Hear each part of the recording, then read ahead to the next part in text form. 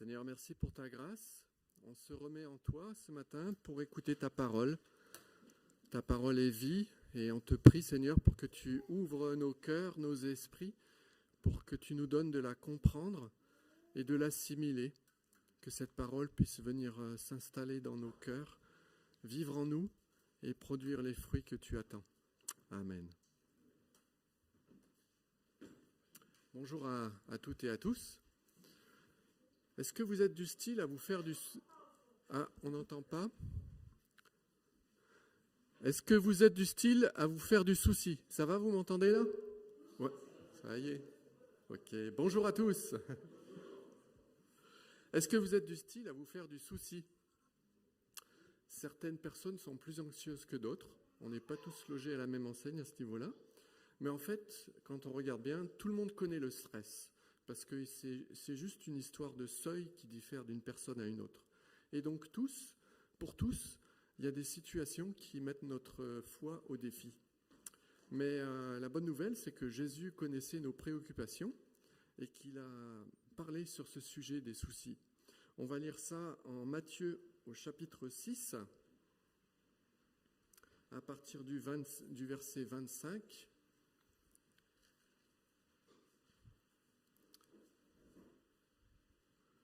On va attendre qu'il y ait le texte à l'écran.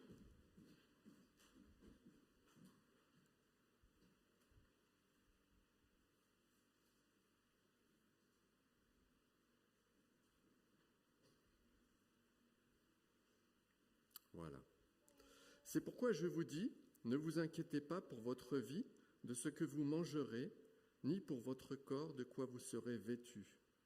La vie n'est-elle pas plus que la nourriture et le corps plus que le vêtement? Regardez les oiseaux du ciel. Ils ne sèment ni ne moissonnent. Ils n'amassent rien dans des greniers, et votre Père céleste les nourrit. Ne valez-vous pas beaucoup plus qu'eux? Qui de vous, par ses inquiétudes, peut ajouter une coudée à la durée de sa vie? Et pourquoi vous inquiétez au sujet du vêtement? Considérez comment croissent les lys des champs. Ils ne travaillent ni ne filent. Cependant, je vous dis que Salomon même, dans toute sa gloire, n'a pas été vêtu comme l'un d'eux. Si Dieu revêt ainsi l'herbe des champs, qui existe aujourd'hui et qui demain sera jetée au four, ne vous vêtira-t-il pas plus, à plus forte raison, gens de peu de foi?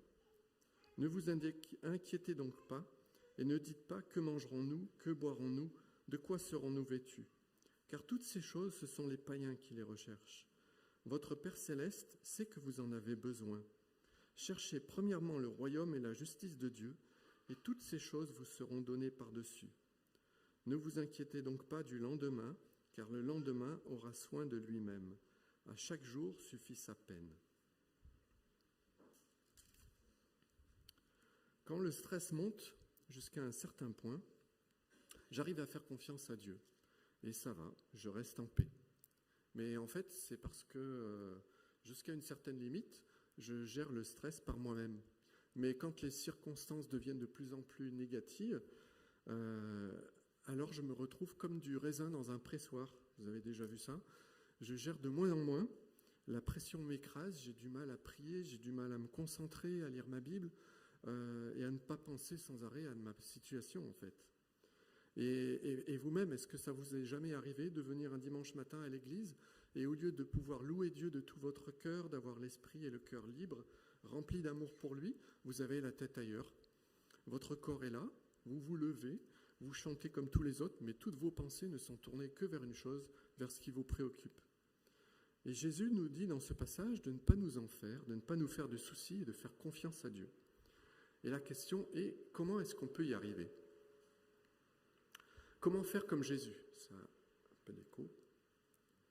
Parce que je ne sais pas si vous avez remarqué, en lisant les évangiles, mais on dirait que rien ne l'affecte.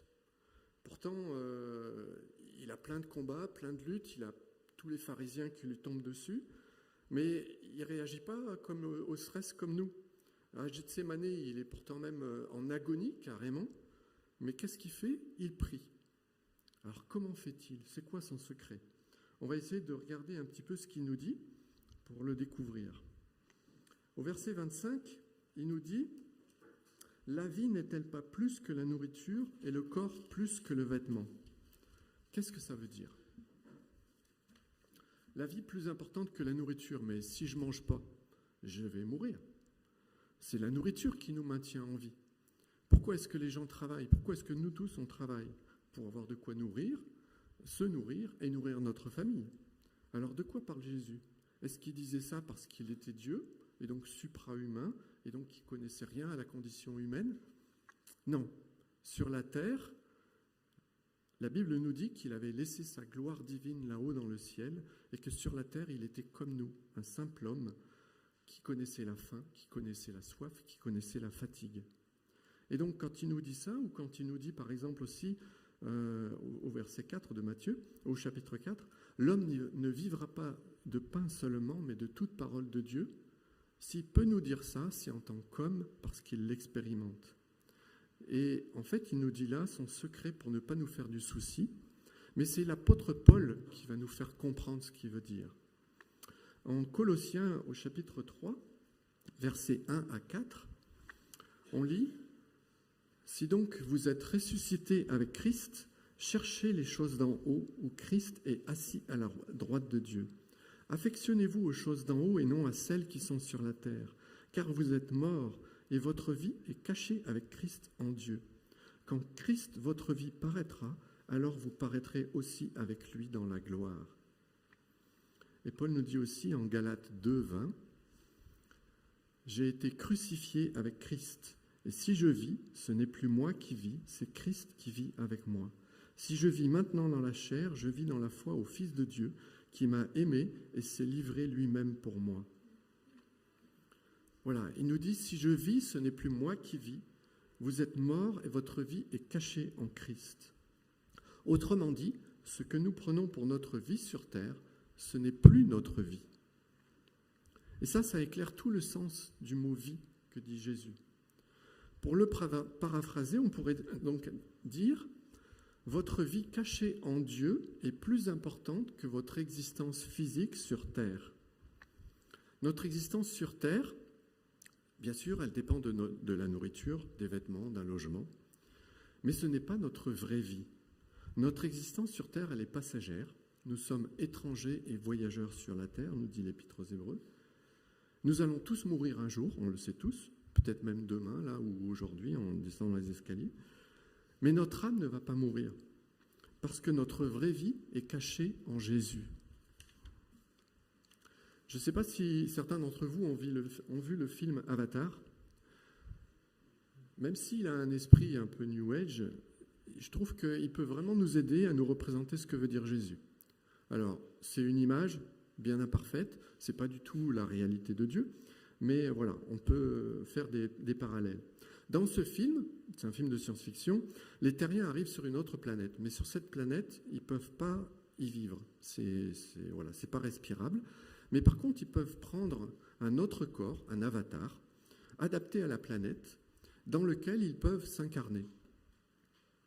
Et si j'interprète bien ce que veulent nous dire Jésus et Paul, quand je suis devenu chrétien, Dieu a transféré ma vie en Jésus, là-haut, auprès de Jésus. Et moi, je suis devenu l'avatar de Jésus, son esprit vit en moi. S'il m'a laissé sur terre, c'est donc pas pour que je fasse ma vie ici sur terre, comme si c'était mon seul but et ma seule destinée, avec la poursuite d'un plan de carrière, de vouloir avoir une maison, un travail, une voiture, etc., comme ce que veulent les non-chrétiens. Mais c'est pour que mon existence serve à manifester l'amour de Dieu autour de moi. Ce n'est plus moi qui vis, c'est Christ qui vit en moi. C'est-à-dire que Jésus veut aimer, il veut donner, il veut aider, il veut parler à travers moi. Je suis son avatar. Je suis ses yeux, je suis ses mains, je suis ses pieds. Voilà pourquoi je ne dois pas courir après ce que les non-chrétiens recherchent. Ils font comme s'ils étaient éternels sur la terre, finalement. Parce que pour eux, leur vie, elle est là. C'est tout. Ils n'ont pas d'autre point de vue. Et ils n'ont pour but que d'avoir plus de pouvoir d'achat pour pouvoir s'offrir le plus de choses possibles. Ils disent, par exemple, où on dit « un tel est un bon vivant ». Moi, je dirais non, c'est un bon existant, parce qu'il n'a pas la vie en lui-même. Ils s'imaginent donc travailler pour avoir une bonne vie, parce que pour eux, la vie s'arrête ici-bas. Mais ils n'ont pas la vie de Dieu en eux. Moi, je sais que ma vie, elle est en Dieu, c'est Dieu lui-même. Lorsqu'on n'est pas chrétien, du coup, tout ce qu'on fait, tout ce qu'on mange, ne remplit pas notre vide dans le cœur. Tout tombe comme dans un panier percé qui ne retient pas le bonheur. C'est pourquoi les gens recherchent sans cesse ces choses-là finalement. Parce qu'ils ont besoin sans arrêt de se remplir, parce que ça ne remplit rien en fait au fond d'eux. Et Dieu nous en parle en Jérémie au chapitre 2, verset 13. Il nous dit « Car mon peuple a commis un double péché. Ils m'ont abandonné, moi qui suis une source d'eau vive, pour se creuser des citernes crevassées qui ne retiennent pas l'eau. » Et du coup, c'est ça qui se passe. Les gens se remplissent de divertissements, de nourriture, parce qu'ils pensent trouver la vie dans ces choses. Et ils se font du souci pour trouver ces choses parce qu'ils pensent qu'ils vont avoir la vie à travers ces choses. Et en fait, c'est leur besoin d'une vraie vie, la vie en Dieu, qui les stresse. Et du coup, quand moi, j'ai la vie en Dieu, alors tout change. Mon cœur peut ressentir la faim, oui, évidemment, quand je n'ai pas mangé. Mais mon âme, elle est nourrie de Dieu, nourrie de sa parole. Et du coup, je peux être en paix. Et si j'ai faim, je peux dire à mon corps, patiente, Dieu va pourvoir. Et si ce n'est pas aujourd'hui, ce sera demain. Du coup, est-ce qu'on comprend ce que veut nous dire Jésus ? Comprenez-vous ce que veut nous dire Jésus ? Il s'agit d'une conversion, d'un demi-tour, d'un changement de mentalité. Au lieu de chercher à manger les fruits de l'arbre, il faut chercher à se brancher sur l'arbre pour recevoir sa sève qui nous nourrit véritablement. Je suis le pain de vie. Celui qui vient à moi n'aura jamais faim. Celui qui croit en moi n'aura jamais soif, nous dit Jésus dans Jean 6. Je suis le cep, vous êtes les sarments. Ça ne sert à rien de courir après les raisins comme s'ils allaient nous apporter le sucre. Mais par contre, si on est branché en Dieu, on reçoit la sève de Dieu. Et donc le sucre, il est en nous. La vie, elle est en nous. Elle coule en nous. Et Dieu qui m'envoie en mission dans ce monde, il sait très bien que mon corps a besoin de nourriture pour exister. Et donc, il va pourvoir. Parce que Dieu est bon. C'est qui il est, c'est notre Dieu. Il ne faut pas l'oublier. Il n'est pas un tyran qui a besoin d'esclaves et qui utilise ses esclaves en les laissant mourir de faim. Ça, c'est les êtres humains qui font ça. Mais notre Dieu, il ne fait pas ça. Jésus nous le répète plusieurs fois sans arrêt dans ce chapitre 6 qu'on a lu. Notre Dieu est bon. Il se soucie même des animaux. Et du coup, c'est ce deuxième point que Jésus nous enseigne. Nous devons faire confiance à Dieu en sa bonté. Mais seulement après avoir trouvé en lui la vraie vie. Il nous dit, cherchez premièrement le royaume de Dieu et sa justice. Premièrement. Et toutes ces choses vous seront données par-dessus. Si nous inversons les choses, si nous mettons la charrue avant les bœufs, ça ne va pas marcher. Dieu n'est pas un distributeur automatique. Si on le prie que pour être délivré de nos besoins, que pour qu'il enlève tous nos soucis et toutes nos souffrances, on lui montre que finalement c'est notre vie qui compte le plus, c'est nos besoins qui comptent le plus que lui. Or Dieu veut être à la première place dans notre vie parce que c'est lui qui est la vie. Et alors Dieu veut et va pourvoir à nos besoins. Jésus nous invite à la foi. Alors ça ne veut pas dire que Dieu va nous donner des repas à 3 étoiles tous les jours, ni même que nous ne traverserons pas les épreuves. Mais du moment que j'ai de quoi tenir le coup, c'est suffisant pour exister. Personnellement, je suis donc permanent de Agapé France, qui est une mission, et je vis de dons. Ça fait presque 30 ans que je vis de dons, je ne suis pas salarié. Et en 30 ans, je n'ai jamais vu Dieu ne pas pourvoir à mes besoins. Et j'ai aussi des collègues africains.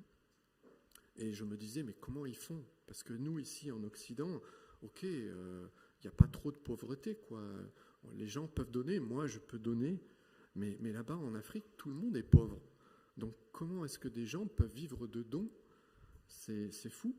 Et pourtant, j'ai des collègues africains qui sont là, équipiers, qui vivent de dons, depuis des années, dans plusieurs pays. Et c'est ça la foi. C'est honorer Dieu, et Dieu honore sa parole, et il nous montre qu'il est réellement celui qui prend soin de nous. Paul nous dit en Philippiens 4, « J'ai appris à être content de l'état où je me trouve. Je sais vivre dans l'humiliation, je sais vivre dans l'abondance. En tout et partout, j'ai appris à être rassasié et à avoir faim, à être dans l'abondance et à être dans la disette, car je peux tout par celui qui me fortifie. » Et c'est ça qui se passe quand on est chrétien. Le chrétien n'est pas épargné des épreuves, parce qu'elles sont le lot de toute l'humanité sur terre à cause du péché. Et on le voit, Paul, il a connu la faim, il a connu la disette, mais il a aussi connu des moments d'abondance. On peut vivre le chômage, on peut être en difficulté financière, on peut être en difficulté dans la santé. Mais dans toutes ces choses, on ne se focalise pas, comme les non-chrétiens, sur ces choses, sur ces besoins physiques, comme si notre vie en dépendait. Parce que notre vie est en Dieu, avec Dieu. Et nous cherchons d'abord le royaume de Dieu, c'est-à-dire qu'on cherche d'abord la communion à son esprit, à expérimenter son amour et à lui rendre gloire par notre comportement. Quand on place en lui notre confiance, à ce moment-là, on expérimente que Dieu nous délivre de l'épreuve par laquelle nous passons. Alors c'est vrai, c'est parfois difficile. C'est un renoncement, c'est un changement profond de mentalité. Ça ne veut pas dire qu'il n'y a pas des moments pénibles, de souffrance, mais c'est le chemin que Jésus veut que nous empruntions à sa suite. Et encore une fois, il n'est pas un supra-humain qui nous demande des choses impossibles à nous humains. Il nous montre l'exemple lui-même dans sa propre vie, parce qu'il enseignait, et parce qu'en tant qu'homme, il était lui-même le propre avatar de Dieu. Il avait laissé sa vie divine là-haut pour revêtir notre condition. Et donc, à nous de le suivre pour expérimenter sa vie qui va couler en nous. Amen. Je vous invite à la prière.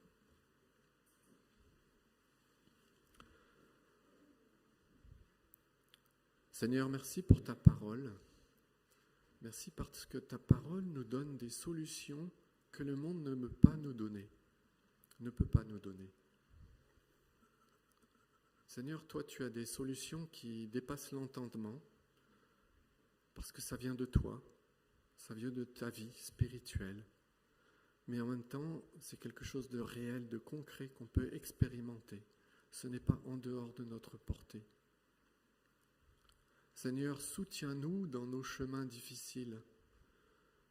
Comme Franck l'a prié tout à l'heure, bénis ceux qui sont dans la douleur, bénis ceux qui sont dans les soucis financiers, dans les problèmes de santé, dans les soucis relationnels, les difficultés relationnelles.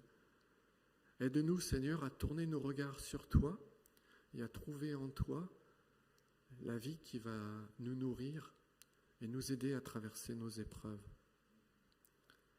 Et que toute gloire te soit rendue. Béni soit ton nom. Amen.